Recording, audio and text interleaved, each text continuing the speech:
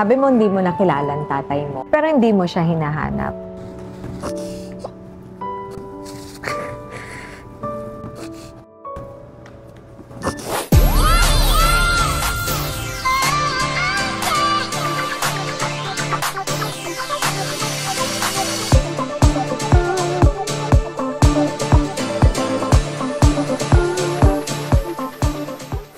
Hi, I'm Helen, governor by duty, doctor by profession, and a mother by heart. Let's talk about life, love, and leadership with our special guest, Topeng Lagrama. Hello po. Thank you po, Gob, sa inviting po sa akin dito. Thank you po. May exam ka? Kayang-kaya mo to. Pipili ka lang. Ay, opo. First question. Pipili ka lang ng isa. Opo. Chami ng Lucena o Lukban? Pansit Lukban? Chami ng Lucena po. Okay. Chami ng Lucena o puto bao ng Agdangan? Chami ng Lucena po. Chami ng Lucena o tikoy ng Makalelon? Parang tikoy po tayo. Paborito ko po yun eh. Tikoy. Opo. Okay, tikoy yan. po ako. One of the revelation. Paborito niya ang tikoy ng tikoy Makalelon. O tikoy. Tikoy. Tikoy ng Makalelon o suma ng Infanta? Tikoy po. Tikoy po. Nako, Vice LA. Tikoy ang pinili niya. Sorry po, guys. Tikoy o mango pie ng Candelaria? Tikoy po ako. Nako, tikoy pa rin. Tikoy po. Tikoy o pinagong ng Sariaya? Pinagong po. Pinagong ng Sariaya. Masarap din po kasi yun eh. Pag Favorite mo. bagong luto. Yan. Pinagong ng Sariaya o yema cake ng Tayabas? Pinagong po. Pinagong. Ayan. Ang nanalo ay pinagong. Alam nyo Pinagong na po. kung gusto nyong bigyan ng regalo si Topeng after the game. Dalhan nyo ng pinagong. Pinagong. Si Topeng very popular in basketball, no? Marami ka kasing fans eh. Hindi lang taga Quezon, but Calabarzon or outside Region 4A, may mga fans ka na.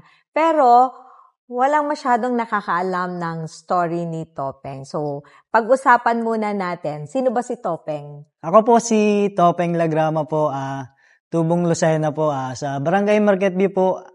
Kami po ay 4 na po na magkakapatid. Pangalawa po ako sa panganay.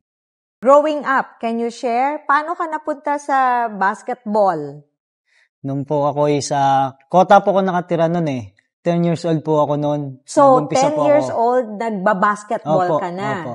Pero, paano ka nagkaroon ng interest sa basketball? Sino ang nakikita mo na inspiration?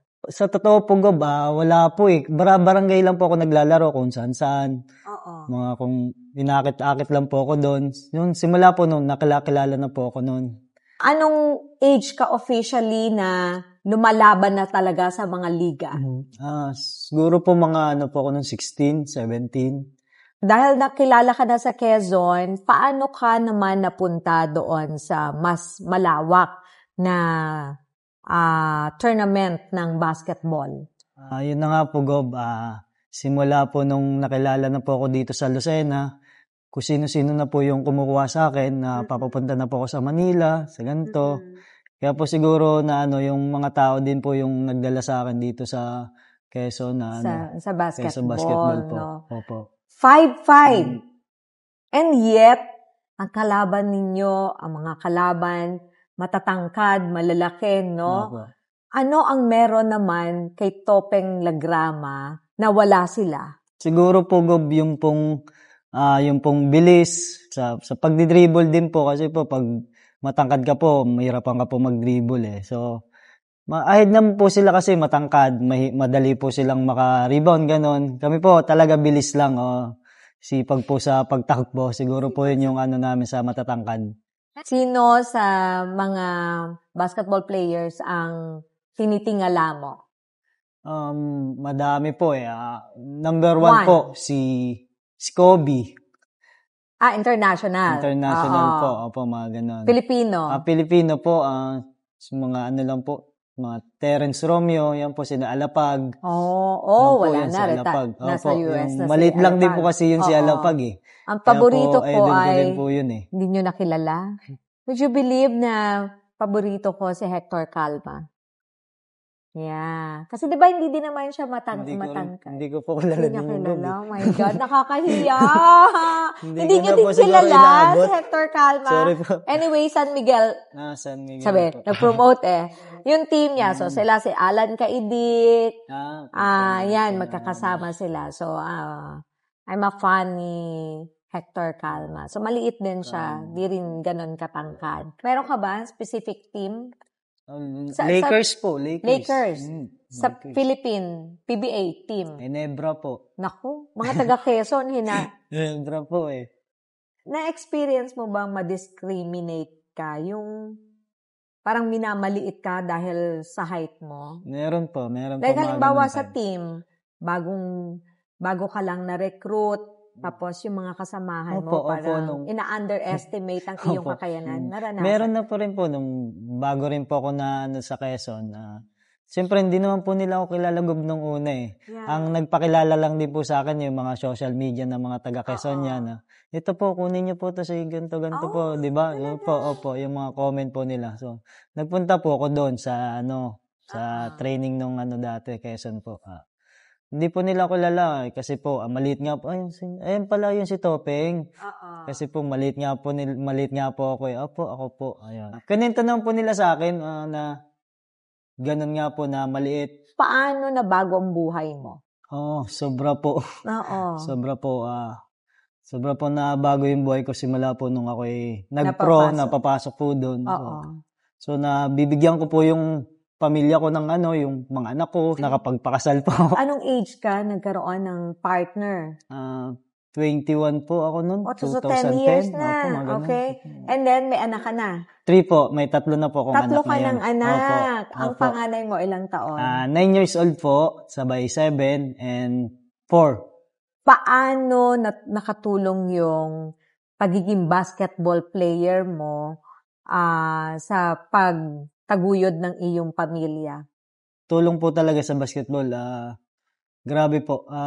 Talaga yun po yung nag-ano sa akin na mabuhay ko po yung mga family ko, yung mga anak ko. Na ibibigay mo yung kailangan ko po yung mga nila? Kailangan nila.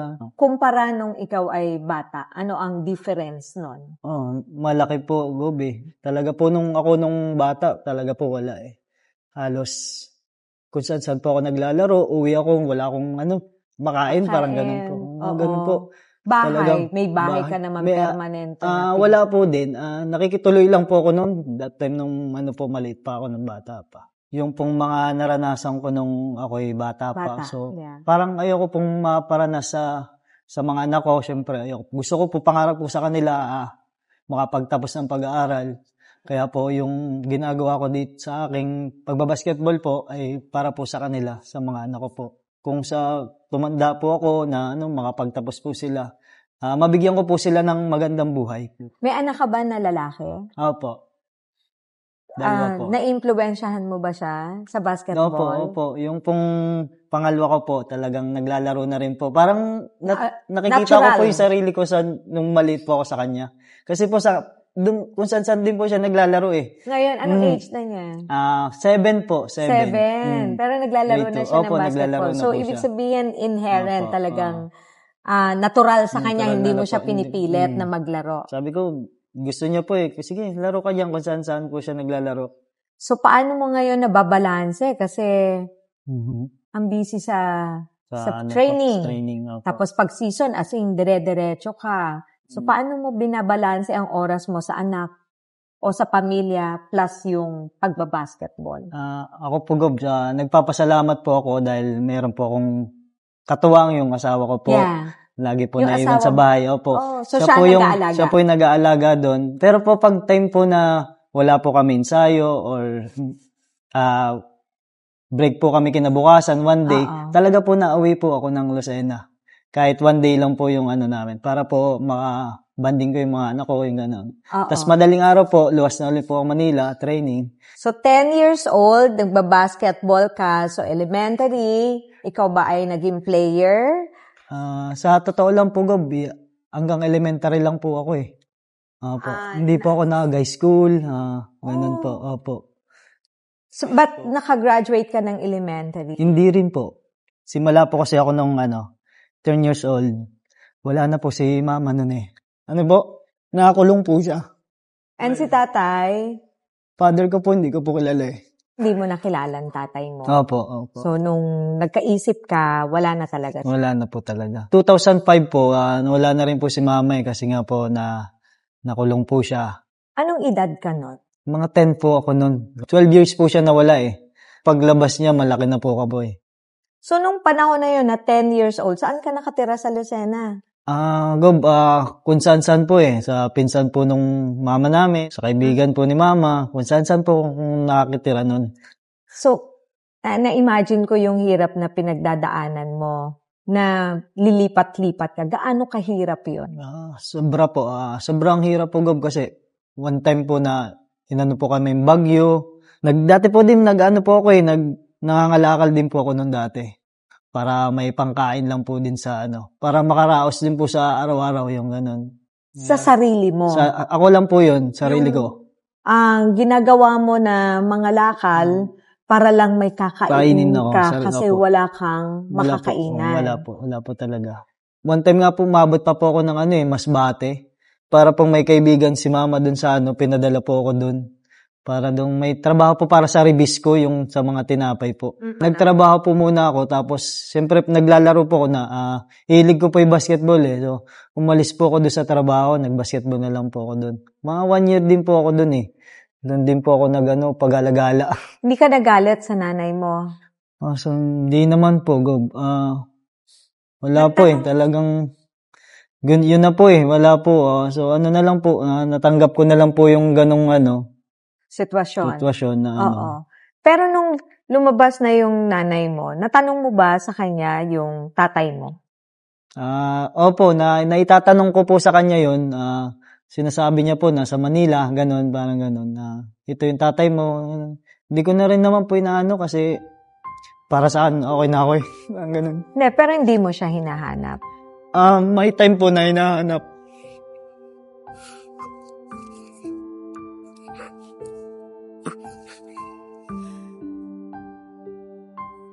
Sorry po. It's okay.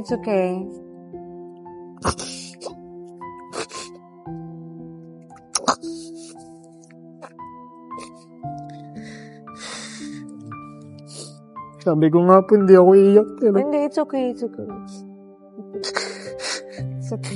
Hindi po eh. Okay, pero po. Okay na po yun.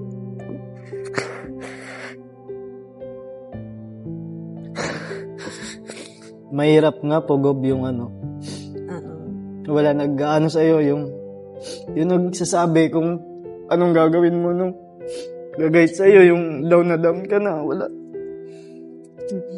Yung mga kaibigan ko lang. Kaya po talaga pag break po ako o wala yung game, pinapasyalan ko po yung mga tumulong sa akin nung wala ako. Ayun, basta madami po sila eh. Salamat sa inyo lahat. Humahanga ako sa iyo eh. Kasi yung ibang bata, pagka ganyan yung pinagdaanan, more or less, napapariwara. Ano ang pwede mong ipayo sa mga kabataan? Yun po, papayo ko lang po sa mga kabataan ngayon na siguro po kung meron pong may magulang po kayo, pinag-aaral po kayo, mag-aral po kayo mabuti. Kasi po hindi po lahat ng tao o kabataan ay may magandang buhay po. Kaya po yung may mga family na support na pag-aralin po kayo, mag-aral po kayo maigi. Lalo-lalo na po doon sa mga kabataan, yun, basta makapagtapos po kayo ng pag-aaral, saka na po yung pangarap niyo maging basketball player. Basta po laging magpakumbaba at mabait sa tiwala, respeto sa tao. It's a big revelation and a very inspiring story. Despite the hardship, merong mabuting tao na Topeng Lagrama. Nakakatuwa. Nakikita ko yung very responsible ka despite na yung absence of that model na titingnan. No? So, keep up the good work and manatili kang mabuting tao, mabunting ama, mabuting asawa, mabuting anak, at mabuting mamamayan. I'm so proud of Topeng Lagrapa. Salamat po, Gob. Ano sa'yo ang basketball, Topeng? Ang basketball po ay hindi lang po basta laro sa akin, Gob. Ito po ay buhay ko na.